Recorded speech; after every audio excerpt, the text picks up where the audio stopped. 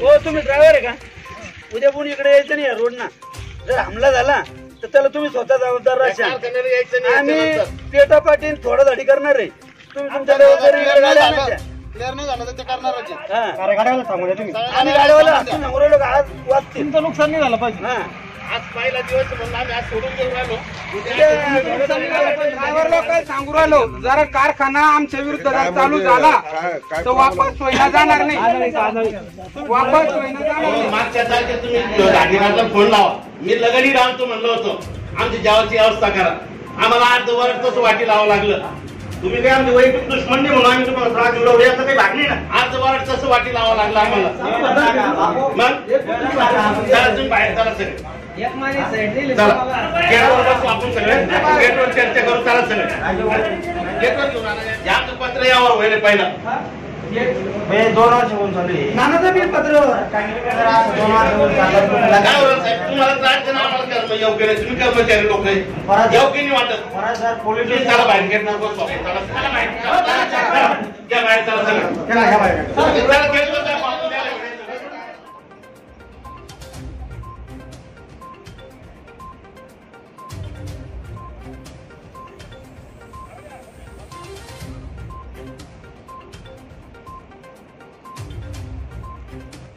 तुम्ही काय सांगू इच्छिता? मी बघा नोकर माणूस मी काय कमिटमेंट करणार तुम्हाला. आपण जेवढे प्रयत्न करता येईल शक्य तेवढे करतोय. काम करायचं असेल त्याला ऑफ सीझनलाच करावं लागेल. ड्रायव्हर लोक सांगू राहिलो जरा कारखाना आमच्या विरुद्ध चालू झाला तर वापस सोयीला जाणार नाही. वापस सोयीला जाणार नाही. कारखान्याला आम्ही 2 वर्षापासून इंटिमेशन देऊ राहिलो.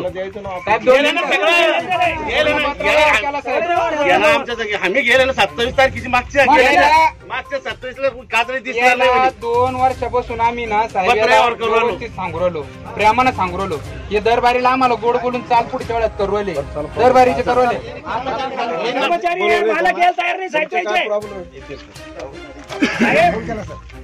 साहेब आम्ही आता 3दा आलो. साहेब मालक येत नाही इकडे. मालक 3 याला एका मालक येत नाही. त्यांनी सांगितलं नाही. फोन केला साहेबांनी. साहेब आम्ही आज कारखाना बंद करायची आमची मर्यादा संपली. ते आल्याशिवाय यांच्याशी चर्चा या प्लॅटफॉर्मवर आपण पाहत आहोत सध्या कृष्णेश्वर शुगर प्रायव्हेट लिमिटेड या कारखान्याच्या काजळीमुळे होणारा या ठिकाणी दुष्परिणाम आणि रोगांची या ठिकाणी संख्या वाढलेली आहे. पोलीस प्रशासनाकडनं या ठिकाणी सध्या स्थळ पाणी करून पंचनामा करण्याचं कामही सुरू आहे.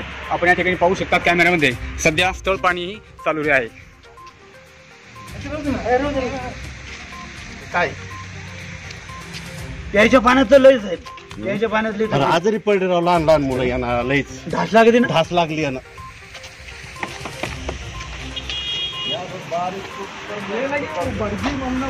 भांडेगाव पिंपळगाव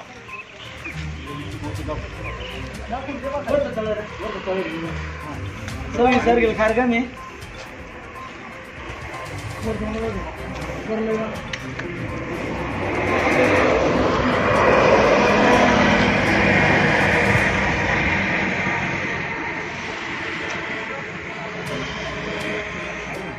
त्यांची सुविधा पुरवतो त्यांना पाण्याची.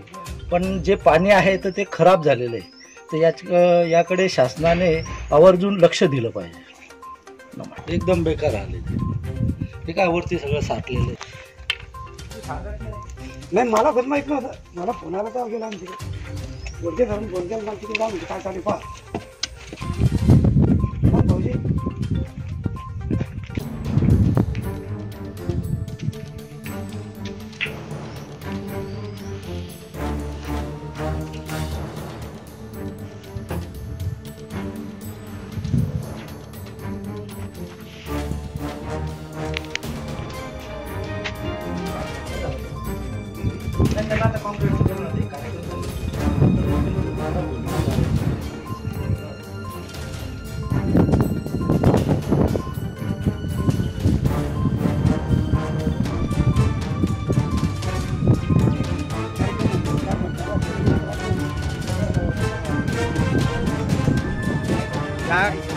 कृष्णेश्वर साखर कारखान्याचे मी चक्रधर मंदिर स्वामीचा या मंदिर संस्थांचा अध्यक्ष. या कारखान्याचा अतिशय त्रास आहे या मंदिर संस्थांना. भाविक इथं येतात त्यांच्या आरोग्याचा प्रश्न आहे. पिण्याच्या पाण्याची इथं गैरसोय झाली. तर पूर्ण म्हणजे तळ्यावर पूर्ण काजळीचं तरंग आलेलं असतं. स्वयंपाक करायचं ठरलं त्या लोकांची पंक्ती पाण्याची व्यवस्था केली जाते, पण त्या पंक्तीमध्ये स्वयंपाकामध्ये पूर्ण काजळी येऊन थांबते आणि त्याच्यामुळे ते सगळा स्वयंपाक परत तयार झालेला स्वयंपाक परत टाकून द्यावा लागतो. लोकांच्या जेवणाची व्यवस्था, आरोग्याची व्यवस्था ही पूर्ण धोक्यात आहे आमचं. त्याच्यामुळे या कारखान्याला या काजळीचे लवकरात लवकर बंदोबस्त करावा यासाठी आम्ही ग्रामपंचायतला लेखी तक्रारी दिलेल्या आहे. ग्रामपंचायतनी वेळोवेळी त्यांची दखल घेतलेली आहे. बऱ्याच वेळेस त्यांच्याकडे तक्रारी केल्या, परंतु या तक्रारीचं कुठेही काही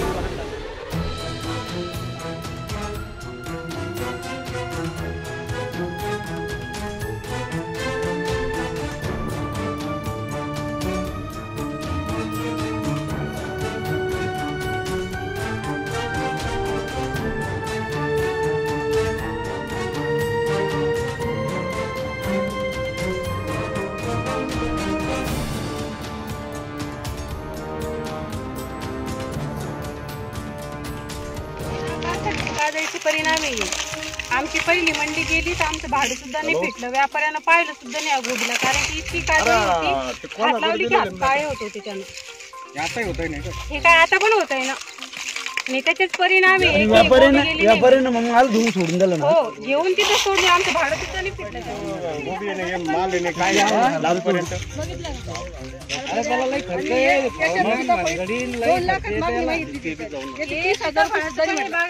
त्याच्यामुळे झालंय. पूर्ण लगे घरची आत्महत्येची तयारीमध्ये होते, कारण की इतके कष्ट करून हे करून त्याच्या मोबदल्यात जर काहीच नाही भेटलं तर हे परिणाम होता.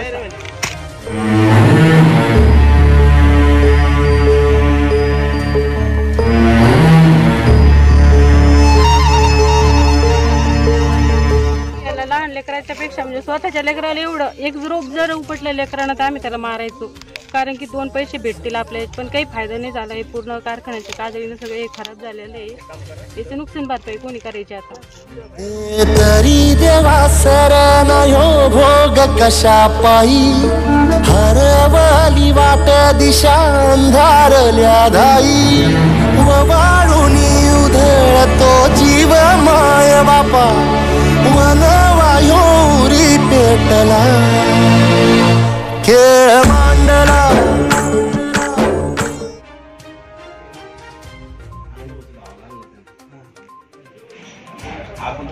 काय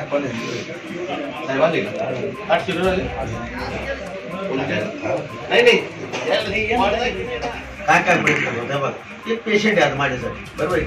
त्याचं ट्युमर काढायचे, तुमच्या जगात त्याचं ट्युमर कसं काढायचं आपण पाहतो. मला मी तुम्हाला मी इतकं ओपन माइंडेड आहे ना, मला काही त्याचे ते मला सांगा, मला ती काजळी सोडून मला काही पैसे मिळत आहे का नाही, मला काय बेनिफिट होणार आहे की नाही. तुम्ही मी लोक बळजबरी काजळी म्हणून काही तुम्हाला बेनिफिट होणार आहे की नाही. या दोन्ही गोष्टी खरं आहे. काय याला मला एक हातात माझे माझा बाप साखर कारखान्यात कामगार होता, बरोबर. तुमच्यातला एक माणूस एवढ्या मोठे माझे 3 कारखाने आहेत, बरोबर. मी हा कारखाना मी का चालू केला, मी चालू करणार नव्हता, इथे काहीच नव्हतं पोटेन्शियल, पण इथून कारखाना उचलायचं एक्सपान्शन करायचं म्हणून कारखाना मला चालूच करत नव्हता कारखाना. पण मी नंतर बघितलं, मी ज्या भागात राहतो, ज्या भागातून मी मोठं झालो, तिथल्या लोकांना जर काही रोजगार मिळाला. माझ्या भागात सांगतो मी तुम्हाला, माझ्या भागात जर तुम्ही घनसंगी अंबडला जर आले, घाटके पाटील काय बनवलंय त्या ठिकाणी तुम्ही विचारलं, तुम्हाला खोटे सांगत नाही, 50 लोक तर पाय धुवून पाणी घेतील माझे, कारण त्यांना आज करोडो रुपये इन्कम त्या ठिकाणी मिळेल. तुमच्याकडे पोटेन्शियल नाही, त्याच्यामुळे मी कदाचित तुम्हाला त्याच्याविषयी आत्महत्या नसेल, पण या गावातले आज 50 पोरं 8 पोरं आज आपली नोकरीला आहे. पण दुसरं माझं एक म्हणणं आहे, माझा बिलकुल हेतू असं नाही की तुम्हाला त्रास हो, असं मला वाटेल का तुम्हाला. तुमच्या कर्मचाऱ्यांना खोटी माहिती दिली, परवाच्या दिवशी खोटी माहिती दिली का काजळी कुठंच नाही. रोडनं जर गाड्या चालल्या हवेला काय होती, काजळी कुठं चालल्या तिला वजन राहतं का, नाही राहत. तुम्ही रोडनं फिरून काय बघता, गावात बघा ना, शेतावर काय मालावर काय परिणाम, जनावर मरतील. काहीच नाही ना काका, एक मिनिट, विषय काय झाला भाऊ, नाहीये काका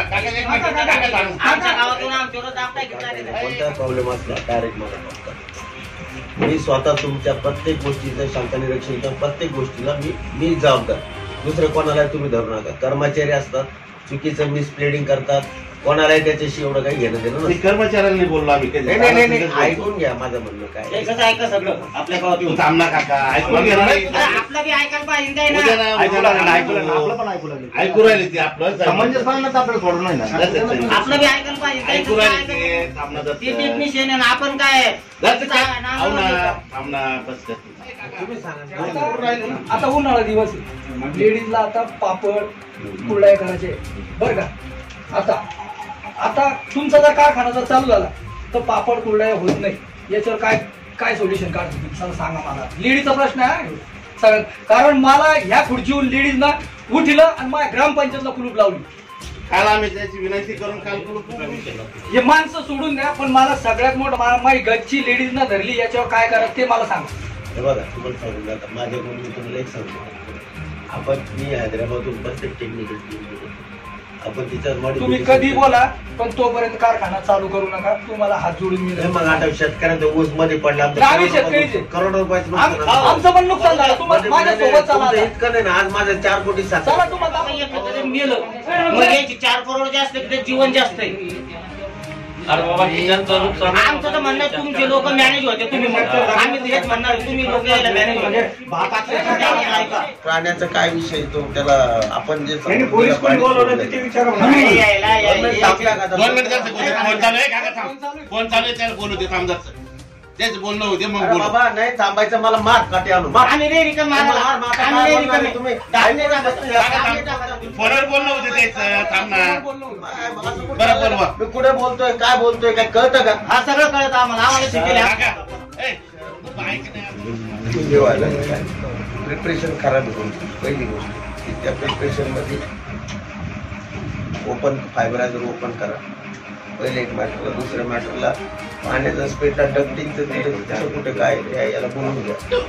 आणि तो विषय असा काही मोठा नाही, छोटासा विषय. कानडी बंद 2 वर्षापासून मी आता रायटिंग मध्ये तुम्हाला संपलं.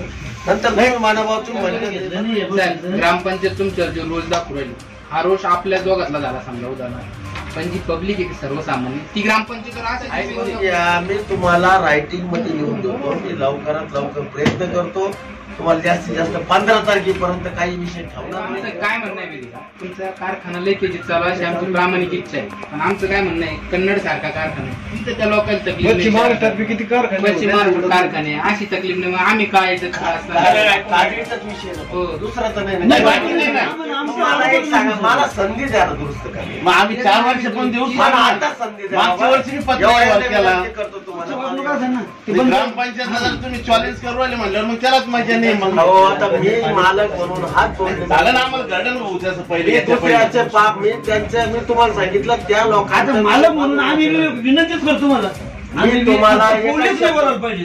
एक मिनिट विनंती आमची ती. कसं असतं नाही माहिती बोलायला आहे? मटर गिटर केला की एखाद्या तिथं. काय म्हणतात, म्हणजे आमच्या अपेक्षा नाही गाड्याच्या फक्त प्रत्येक तुमच्याकडून अपेक्षा माणसाला आहे की तुम्ही ग्रामपंचायतला हात जोडून विनंती, तुम्ही मला सहकार्य करा. मी तुम्हाला कोणत्या बाबतीत आपले ऐकून घ्या. माझ्या लोकांकडून काही चुका झाल्या असतील, माझ्याकडे बघून माफ करा. दुसरं तुम्हाला एक सांगतो, तुम्ही माझ्याशी कॉन्टॅक्ट करा. कोणत्याही प्रश्न असेल ग्रामपंचायतचा, माझा कोणत्या कर्मचाऱ्याशी तुम्हाला काही घेणं देणं नाही. मालक म्हणून तुम्ही मी त्या ठिकाणी अवेलेबल आहे. तुम्ही सांगाल त्या विषयावर आपण चर्चा करू, मार्ग काढू. पण पहिलं माझं एक सांगणं आहे की आता हे जे काही काम करायचे मी रायटिंग मध्ये तुम्हाला लिहून देतो. जास्तीत जास्त मी 15 तारीख आता तर मी प्रयत्न करतोच की 50-60% फरक पडत माझ्या डोक्यात. तरी मी तुम्हाला सांगतो की मी माझी हैदराबादची वेट्स कव्हरसाठी जी मोठी एजन्सी तिला बोलून घेतो. पूर्ण तिच्यात काही मॉडिफिकेशन मध्ये काही चूक झाल्या, कारण आजचा प्रश्न सुटला. पुढच्या वर्षी काय करणार, परत 2 मिनिटं 15 तारखेनंतर परत काय करणार, हा प्रश्न संपणार आहे का? हा प्रश्न मलाच संपवावा लागणार. तुमची काही चुकी नाही, तुमच्या सगळ्या गोष्टी मला मान्य.